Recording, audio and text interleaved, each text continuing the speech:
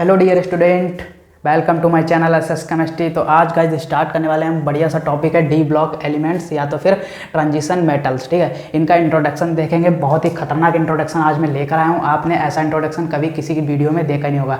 आज मैं कुछ ऐसे पॉइंट्स लेकर आया हूँ जो कि आपको बहुत ज़्यादा एग्जाम्स में हेल्पफुल होंगे। तो आइए जल्दी से स्टार्ट कर लेते हैं। स्टार्ट करने से पहले लेकिन एक चीज़ है, मेरा छोटा सा रिक्वेस्ट है आपसे, क्योंकि यार चैनल मेरा अभी नया स्टार्ट हुआ है, तो प्लीज़ चैनल को सब्सक्राइब कर लें और वीडियो को लाइक कर लें, क्योंकि आपका मतलब सपोर्ट यार मेरे लिए बहुत ज़्यादा इंपॉर्टेंट है। तो चलिए आइए फटाफट स्टार्ट करते हैं। देखिए, ये मैंने जो पीरियोडिक टेबल बनाई है इसमें हम पढ़ रहे हैं डी ब्लॉक। ठीक है, डी ब्लॉक एलिमेंट्स पढ़ रहे हैं, तो इसमें हमने डी ब्लॉक का ही सिर्फ बनाया, बाकी हमने ब्लैंक कर दिया। ठीक है, उसमें मैंने बनाया नहीं क्योंकि उसकी ज़रूरत नहीं है यार, जगह भी नहीं है, तो इसीलिए मैंने उसको बनाया नहीं, टाइम भी ज़्यादा खर्च हो रहा था। ठीक है, तो यही चीज़ बनाई मैंने। तो आइए फटाफट इंट्रोडक्शन देख लेते हैं। छोटा सा इंट्रोडक्शन है, बहुत ज़्यादा घबराने वाली बात है नहीं इसमें। कुछ मैं पॉइंट्स भी लेकर आया हूँ, ऐसे खतरनाक पॉइंट जो आपको एग्जाम्स में बहुत ज़्यादा हेल्पफुल होंगे।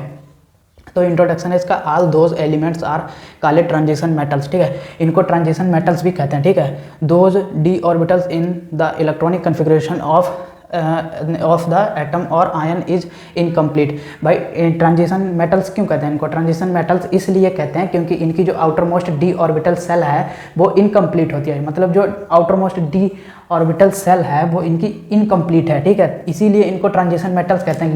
लेकिन जो यहाँ पे जिंक और कैडमियम और मरकरी, ये तीन ऐसे एलिमेंट्स हैं जिनकी आउटर मोस्ट डी ऑर्बिटल जो है वो फुलफिल्ड होती है, इसीलिए इनको जो है ट्रांजिशन मेटल्स नहीं कहते हैं। देखिए, नॉट ट्रांजिशन एलिमेंट, ठीक है, then fulfilled, then this element is not transition element. ठीक है, तो इनकी जो outermost d orbital shell है वो फुलफिल्ड होती है। ठीक है, उसमें कोई इलेक्ट्रॉन कम नहीं होता है, इसीलिए इनको ट्रांजिशन मेटल्स नहीं कहता है। ये बहुत ज़्यादा इंपॉर्टेंट हो जाता है। ठीक है, बहुत ज़्यादा ध्यान करने वाली चीज़ है, इसको नोट कर लीजिए अच्छे से, क्योंकि ये बहुत बार एग्जाम्स में पूछी जा चुकी है ये चीज़। ठीक है, तो आइए अब इसके कुछ पॉइंट्स हैं उन पे हम डिस्कस करते हैं। ठीक है, तो all these elements exhibit more than one oxidation state. देखिए, ये जो डी ब्लॉक एलिमेंट्स हैं या ट्रांजिशन एलिमेंट्स हैं, ये एक से ज़्यादा ऑक्सीडेशन स्टेट को दर्शाते हैं। क्यों दर्शाते हैं?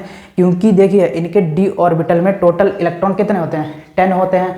अब इनकी जो मतलब डी ऑर्बिटल है वो इनकम्प्लीट भी होती है, उसमें एक इलेक्ट्रॉन भी कम हो सकता है, 2 भी कम हो सकते हैं, 3 भी हो सकते हैं, 4 भी कम हो सकते हैं। ऐसे ही इनकी जो ऑक्सीडेशन स्टेट है वो चेंज होती रहती है, 2 भी हो सकती है, 4 भी हो सकती है, 5 भी हो सकती है। जैसा ये कॉम्प्लेक्स बनाएंगे उसी के मतलब लिगेंड जैसे जुड़ेंगे वैसे इनकी ऑक्सीडेशन स्टेट आएगी। ठीक है, तो इतनी चीज़ आप अच्छे से समझ गए होंगे। तो अब सेकेंड वाला पॉइंट देख लेते हैं, इट एग्जिबिट कैटालिसिस प्रॉपर्टी। ठीक है, ये जो है ये किसी रिएक्शन में, ये किसी केमिकल रिएक्शंस में कैटालिसिस को भी दर्शाते हैं। ठीक है, तो यहाँ पे थर्ड वाला पॉइंट आते हैं, तो दीज मैक कलरेड कंपाउंड्स। ठीक है, ये जो डी ब्लॉक एलिमेंट्स हैं ये कलरेड कंपाउंड भी बनाते हैं। ठीक है, यानी कि रंगीन यौगिक भी बनाते हैं। तो आई होप आप अच्छे से थर्ड वाला पॉइंट भी मतलब समझ गए होंगे। चौथा वाला आप देख लेते हैं, द एग्जिबिट पैरामैग्नेटिक प्रॉपर्टीज। देखिए, ये पैरामैग्नेटिक प्रॉपर्टीज भी दर्शाते हैं या शो करते हैं। ठीक है,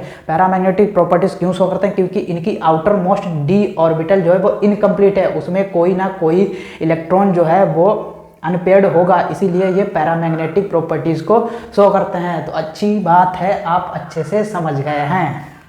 ठीक है, तो ये 5 नंबर देख लेते हैं, तो दीज फॉर्म कॉम्प्लेक्स आयन। ठीक है, ये जो है कॉम्प्लेक्स आयन बनाते हैं, इनकी जो मेन प्रॉपर्टी है कॉम्प्लेक्स आयन 100% बनाते हैं। ठीक है, ये चीज़ बहुत अच्छी नोट करने वाली है। और ये चीज़ क्या मतलब, मैंने जितने भी पॉइंट जो है मैंने बहुत ज़्यादा मेहनत करी है, पॉइंट्स ढूंढ के लाया हूँ मैं बहुत अच्छे से। आप चीज़ों को मिस मत कीजिए, आप अच्छे से अपनी नोटबुक में नोट कर लीजिए, क्योंकि ये पॉइंट जो है बहुत ज़्यादा इंपॉर्टेंट है और एग्जाम्स में बहुत बार पूछे जा चुके हैं। ठीक है, और ये 6 वाला पॉइंट है, तो almost all elements are metals with strong hard high metallic point and high boiling point which can conduct heat and electricity. ठीक है, तो ये जो डी ब्लॉक के एलिमेंट हैं, ये जो डी ब्लॉक के एलिमेंट हैं ये काफ़ी ज़्यादा हार्ड होते हैं। ठीक है, कठोर होते हैं, और इनका मेल्टिंग पॉइंट भी हाई होता है और बॉइलिंग पॉइंट भी हाई होता है। भाई जैसे देखो, कोई भी चीज़ मेटल है, ठीक है, ये जितने भी हैं ये मेटेलिक प्रॉपर्टीज शो करते हैं, ठीक है। अब जैसे कोई मतलब आप आयरन मान लो, लोहा मान लो, ठीक है, तो उसको हम बहुत ज़्यादा हीट देंगे ना, उसको बहुत ज़्यादा हीट देंगे तभी तो वो पिघलेगा, यानी कि उसका बॉइलिंग पॉइंट और जो मेल्टिंग पॉइंट है तो उसका बहुत ज़्यादा हाई होता है। क्यों? क्योंकि वो इतने हार्ड हैं कि उनको हर चीज़ हमको ज़्यादा देनी पड़ती है, ठीक है। तो इनका मेल्टिंग और बॉइलिंग पॉइंट जो वो हाई होता है, विच can conduct heat and electricity, ठीक है। इनके अंदर जो हीट कंडक्टिविटी हो सकती है और इलेक्ट्रिसिटी भी हो सकती है, ठीक है। तो आई होप आपने 6 पॉइंट जो हैं वो अच्छे से नोट कर लिए होंगे, चीज़ों को समझ गए होंगे, ठीक है। अब यहाँ पे जो पीरियोडिक टेबल है, ठीक है, यहाँ पे मैंने कुछ मतलब इसके एलिमेंट्स दिए हैं और उनके मतलब एटॉमिक नंबर दिए हैं, ठीक है।